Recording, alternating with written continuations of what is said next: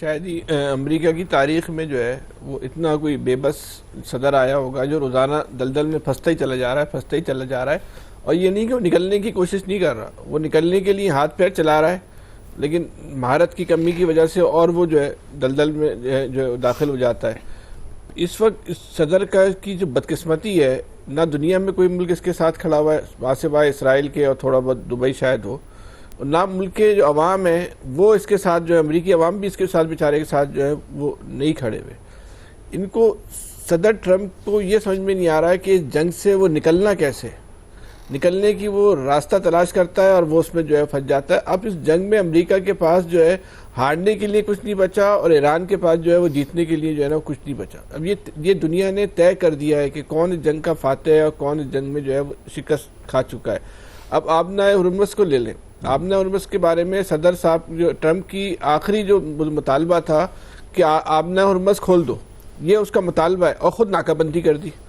یعنی کہ آپ کسی آدمی کو بولیں کہ اس محل کے راستے کھول دو اور اس محل میں جو تھوڑا سا بھی راستہ کھلا ہو اس کو بھی آپ بند کر دیں، تو اس کو یہ مطلب کوئی ایک نارمل انسان کا جو رویہ ہے ایک وہ نظر نہیں آتا۔ لیکن یہ دنیا کے لیے بہت خطرناک بات ہے کہ ایک ایسا خبط الحواس شخص جو نہ کسی اصول کو مانتا ہے، نہ کسی اخلاقیات کو مانتا ہے، نہ اس کے کسی فیصلے میں آپ کو بصیرت نظر آتی ہے، نہ فہم نظر آتا ہے، نہ دور اندیشی نظر آتی ہے، صرف اور صرف اس کے پاس جذبات ہیں، اس کے پاس جو ہے وہ انا ہے، اس انا کے خول میں جکڑ کے ہوئے اس نے پوری دنیا کو جو ہے اس وقت تباہی کے دانے پہ لا کے کھڑا کر دیا ہے۔ یہ پوری دنیا کے لیے صورتحال جو ہے خطرناک ہو چکی ہے۔ امریکہ کے لیے تو اپنی جگہ ہے ہی ہے، لیکن پوری دنیا کے لیے بھی صورتحال جو ہے اچھی نہیں ہے۔ اس وقت امریکہ کے صدر کا اس عہدے سے ہٹنا جو ہے وہ امریکی عوام کے لیے بھی ناگزیر ہے اور دنیا کے لیے بھی ناگزیر ہے کہ وہ کسی وقت بھی کچھ بھی کام کر سکتا ہے۔ تو ایک امریکی عوام کو بھی سوچنا چاہیے کہ انہوں نے، یا امریکہ کے جو با اختیار ادارے ان کو بھی سوچنا چاہیے کہ اس مسئلے سے نکلنا کیسے۔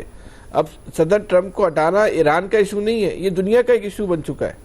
کوئی ایک ملک میں نہیں ہے جو صدر کے فیصلے کے ساتھ، صدر ٹرمپ کے فیصلے کے ساتھ کھڑا ہو، اس کو جو ہے یہ سمجھتا ہو کہ بھائی اس کے فیصلے میں کوئی سمجھداری ہے، دانائی ہے۔ آج تک یہ معلوم نہیں چل سکا کہ انہیں جنگ کیوں شروع کی تھی۔ جنگ شروع کرنے سے پہلے کچھ اور مقاصد بتائے، جنگ کے درمیان وہ مقاصد جو ہیں وہ تبدیل ہو چکے، اور جو جنگ میں جو سیز فائر ہوا ہے اس کے بعد نئے مطالبات سامنے آ گئے۔ ہر روز یہ ایک نیا مطالبہ لے کے جو ہے وہ سامنے جو آ جاتا ہے۔ لیکن جس طرح انہوں نے ابھی یہ جو الجزیرہ سے قطر کے حوالے سے جو میڈیا چلا رہا ہے، یہ صرف ایسا محسوس ہوتا ہے کہ امریکہ نے اپنی عزت بچانے کے لیے خبر جو ہے ریلیز کی ہے کہ جو صدر نے اعلان کیا تھا اس پہ ہم نے جو ہے وہ عمل درآمد شروع کر دیا۔ نظر آتا ہے کہ آج رات جو ہے اس فیصلے پہ ریویو کریں گے، کیونکہ جو چین نے جو ان کو آنکھیں دکھائی ہیں، اگر یہ ایران کی حد تک تو ٹھیک تھا، لیکن انہوں نے دوسرے ملکوں کے جہازوں کو روکنا شروع کیا، اور پھر اگر چین یا دیگر ممالک بھی سامنے آ کے کھڑے ہو گئے تو پھر آپ اس دنیا کو تھرڈ ورلڈ وار سے نہیں روک سکتے۔ یہ جو صورتحال ہونے جا رہی ہے وہ پھر پتہ نہیں اس کے نتائج اور اثرات کیا ہوں گے۔ آپ کسی ملک کو، آپ کی لڑائی ایران کے ساتھ ہے، بات سمجھ میں آتی ہے، آپ کسی اور ملک کے جہاز کو کیسے روک دو گے بھائی؟ مطلب کوئی عقل کی بات ہے، کوئی فہم کی بات کرو کہ میں کسی اور ملک کے جہاز بھی یہاں سے نہیں گزرنے دوں گا۔ تو اس کا مطلب یہ ہوگا جب آپ کسی اور ملک کے جہاز کو روکو گے تو اس ملک کے ساتھ بھی آپ اعلان جنگ کر رہے ہو، تو بس اعلان جنگ میں آپ ایران کا تو مقابلہ کر نہیں پائے۔ اگر کوئی اور ملک آپ کے سامنے آ کے کھڑا ہو گیا تو پھر ایک کیا صورتحال بنے گی اس وقت؟ اور یہ اگر یہ تھرڈ وار ہوئی تو پوری دنیا ایک طرف ہوگی، امریکہ اور اسرائیل بیچارہ ایک طرف ہوگا، تو پھر تو اس کے نتائج تو پھر امریکہ کی تباہی اور بربادی کی شکل میں نکلیں گے، اور امریکہ کے بغیر اسرائیل کی تو کوئی اوقات ہی نہیں ہے۔ اسرائیل تو جو ہے وہ بالکل ہی فٹ ہو جائے گا۔ لیکن اسرائیل کی آپ ہٹ درمی دیکھیں کہ اسرائیل کے وزیر اعظم کا یہ ٹویٹ آیا ہے جب نائب صدر امریکہ کے جہاز میں بیٹھے واپسی کے لیے، تو انہوں نے مجھے رپورٹ کیا، یہ انہوں نے لفظ استعمال کیا کہ انہوں نے مجھے رپورٹ کیا، پوری روایت سنائی اجلاس میں کیا ہوا، اور انہوں نے اپنے آگے لکھا کہ رپورٹ انہوں نے اسی طرح کیا جیسے روزانہ کی بنیاد پہ امریکہ کی انتظامیہ مجھے کرتی ہے۔ یہ اسرائیلی وزیر اعظم کا تمتراک ہے، یہ اس کا غرور ہے، یہ اس کی انا ہے کہ وہ اس طرح سے بات کر رہا ہے کہ امریکہ اسرائیل کو رپورٹ کرتا ہے کہ آج ہم نے آپ کے لیے کیا کیا کام کیے، اس کے بعد پھر اسرائیل کا جو معاملات جو چلتے ہیں۔ جو کچھ ہو رہا ہے دنیا کے لیے بہت خطرناک ہے، لیکن لگتا ہے کہ آج رات بھی جو ہے وہ خبروں کی رات ہوگی۔ یہ نہیں پتا وہ خبریں اچھی ہوں گی یا بری ہوں گی، لیکن جس طرح ان کی دھمکی تھی اس میں کیا نئی خبریں آتی ہیں. خبریں بہرحال جو ہے آج رات آپ سب کو جو نئی خبریں ملیں گی, ہو سکتا ہے اللہ ہمیں نہیں دعا کر سکتے کہ اچھی ملے, جی بالکل اچھی خبریں ہیں, بری خبریں بھی آ جائیں. ٹھیک ہے, کوئکلی ناظرین بریک سے واپس آتے ہیں, یہیں سے کنٹینیو کریں. جی ویلکم بیک ناظرین. نوید صاحب آپ کی طرف آؤں گی. اب یہ مذاکرات کی بحالی کیسے ممکن ہوگی؟ اب یہ ایکسٹینشن سیز فائر کی ہی ہوگی, ظاہر ہے کوئی معاملات تو اس طرح سے طے نہیں پائے, اس کو کیسے دیکھتے ہیں؟ اور یہ جو نئی حکمت عملی ٹرمپ کی سامنے آیا, ناکہ بندی والا معاملہ, یہ کتنی مؤثر آپ کے خیال میں ان فیوچر ثابت ہوگی؟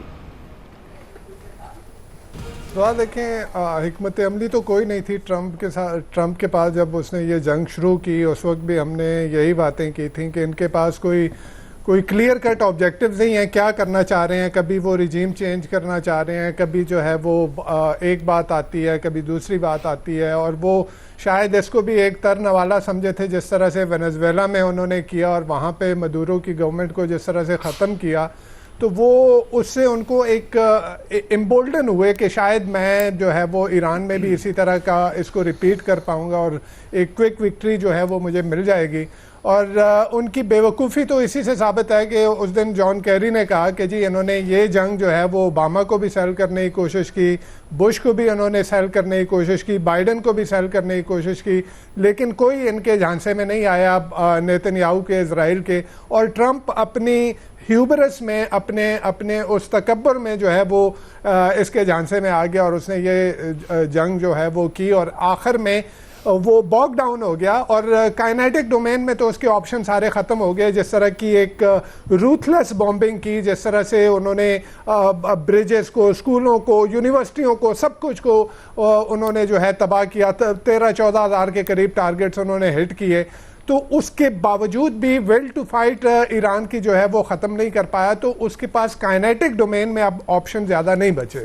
وہی وجہ تھی کہ اس نے اینڈ میں جو ہے وہ دھمکی, تہذیب مٹانے کی دھمکی دی, جو کہ جس کو کنسٹرو کیا جا رہا تھا کہ شاید وہ نیوک استعمال کرے گا.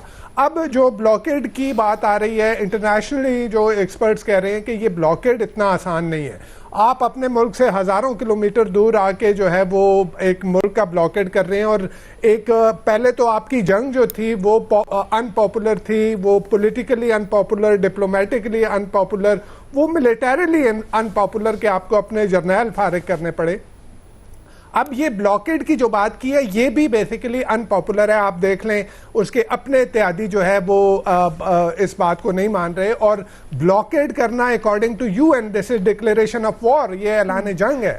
تو آپ اس سے ہو کیا رہا ہے, آبجیکٹیوز کیا ہیں؟ یا تو ان کے مائنڈ میں جو ہے کہ اب سے جنگ بند ہو چکی ہے تو لوگ اٹھ کھڑے ہوں گے کیونکہ اکانومی اس وقت بہت ایران کی جو ہے وہ خراب صورتحال میں ہے. یا وہاں پہ جو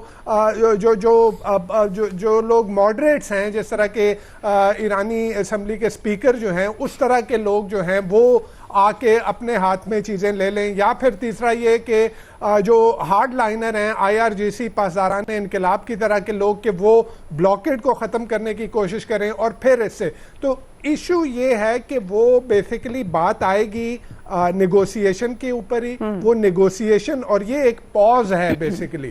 دیکھیں پاکستان کے اس اچیومنٹ کو آپ اس طرح سے یہ کہہ کے کہ جی وہاں پہ معاہدہ نہیں ہوا تو جو ہے اس اچیومنٹ کو ہی نیگیٹ کر دیا جائے. آپ دیکھیں کہ 79 کے بعد پہلی دفعہ روبرو مذاکرات ہوئے ہیں. آپ دیکھیں جو اوباما کے دور میں جو ایران کا اور امریکہ کا جو نیوکلیئر ڈیل ہوئی تھی, جس کو جوائنٹ کمپریہنسو ایکشن پلان کہا جاتا ہے, اس میں بھی اس وقت کے ایرانی صدر روحانی کے ساتھ جو ہے صرف اور صرف فون پہ بات ہوئی تھی, بالمشافہ بات نہیں ہوئی تھی. تو یہ پاکستان کی ایک بہت بڑی اچیومنٹ ہے کہ ان دونوں کو ایک میز پہ لے کے آنا. اور یہ بھی باتیں اب سامنے آ رہی ہیں کہ they were very close to agreement. لیکن وہاں پہ جس طرح سے ایرانی فارن منسٹر نے کہا کہ میکسیملسٹ اپروچ جو ہے ایران کی طرف, امریکہ کی طرف سے سامنے آئی, اور اس کی وجہ سے وہ بالکل MOU سائن کرتے کرتے جو ہے وہ بات وہاں پہ رہ گئی. لیکن یہ ہوگا یہی. آپ دیکھیں مجھے تو سمجھ ان کی نہیں آ رہی کہ یہ ٹرمپ صاحب نے وہ معاہدہ جو اوباما کے ساتھ ایران نے کیا تھا, جس میں وہ ساری چیزیں ایگری کر گیا تھا. ابھی نیوکلیئر کا ایشو ہے, نیوکلیئر کے اوپر وہ سب کچھ کہ اس نے انریچمنٹ کا لیول جو انہوں نے کیپ لگایا اس پہ ایگری کیا. اس نے جو ہے وہ اپنے جو سینٹریفیوجز ہیں ان کو کم کرنے کا جو ہے اس پہ ایگری کیا. اس نے جو اپنی نیوکلیئر سائٹ کی انسپیکشنز کی تھی کہ IAEA جو ہے اس کو وقتاً فوقتاً اس کی انسپیکشن کرتا رہے گا, اس پہ ایگری کیا. وہ ساری چیزوں پہ ایگری کیا ہوا, اور ٹرمپ صاحب اپنے پچھلے ٹینیور میں آ کے انہوں نے اوباما کے ساتھ کیا ہوا وہ جو معاہدہ تھا اس کو ختم کر دیا. تو اب بھی نیگوسیشن کے بغیر ان کے پاس کوئی چارہ نہیں ہے. میرے خیال میں ٹرمپ صاحب یہ جو کچھ کر رہے ہیں, یہ بلاکیڈ کا جو تھریٹ دے کے, اور یہ ایک نئی اسٹریٹجی, چلیں پوائنٹ آ گیا. ظاہر ہے مذاکرات کے علاوہ کوئی راستہ نہیں ہے, اور پاکستان نے جس طرح پہلے کوششیں کی, اور یہ 47 سال تقریباً کے بعد ایران امریکہ آمنے سامنے بیٹھے. دعا گو ہیں کہ اب بھی معاملات خوش اسلوبی سے حل ہوں اور مذاکرات کی طرف بات بڑھے اور کامیابی بھی حاصل ہو. وقت ختم ہو گیا. آپ سب کا شکریہ. آج کے ایکسپرٹ سے اتنا ہی. خیال رکھیے. اللہ حافظ.